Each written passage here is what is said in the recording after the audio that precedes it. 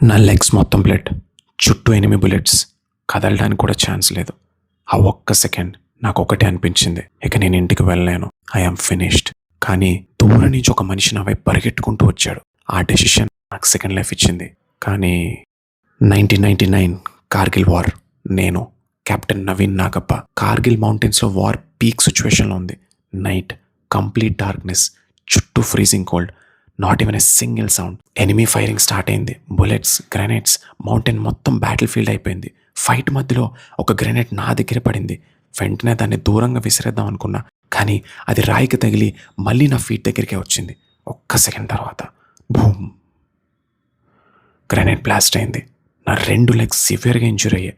Feet మొత్తం blood, చాలా pain, చెప్పలేనంత. కానీ గుండె నిండా ధైర్యం. లేవడానికి చాలా ట్రై చేశాను, కానీ నా లెగ్స్ మూవ్ అవ్వడం లేదు. చుట్టూ 8 సోల్జర్స్. నేను కదిలితే నెక్స్ట్ బుల్లెట్ నాకే. నా మైండ్లో ఒక్కటే థాట్, ఇక నా స్టోరీ ఇక్కడే అయిపోయింది, ఐఎమ్ ఫినిష్డ్. కానీ అప్పుడు ఒక వాయిస్ వినిపించింది, నవీన్ నేను వచ్చాను. ఆయనే కెప్టెన్ విక్రమ్ బాట్రా. అందరూ సార్ అక్కడికి వెళ్ళొద్దు, చాలా డేంజర్ అని అరుస్తున్నారు. కానీ ఆయన ఒక్క సెకండ్ కూడా ఆలోచించలేదు. 8 బుల్లెట్స్ వస్తున్నాయి.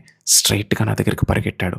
నన్ను పట్టుకొని సేఫ్ ప్లేస్ వైపు లాగడానికి ట్రై చేశాడు. నేను సార్ మిషన్ ముందు కంప్లీట్ చేయండి అని చెప్పాను. కానీ ముందు నా లైఫ్ని సేవ్ చేయాలని డిసైడ్ అయ్యారు. ఆయన నన్ను డేంజర్ నుంచి బయటకు తీసుకొచ్చారు. నేను చాలా సేఫ్గా బతికాను.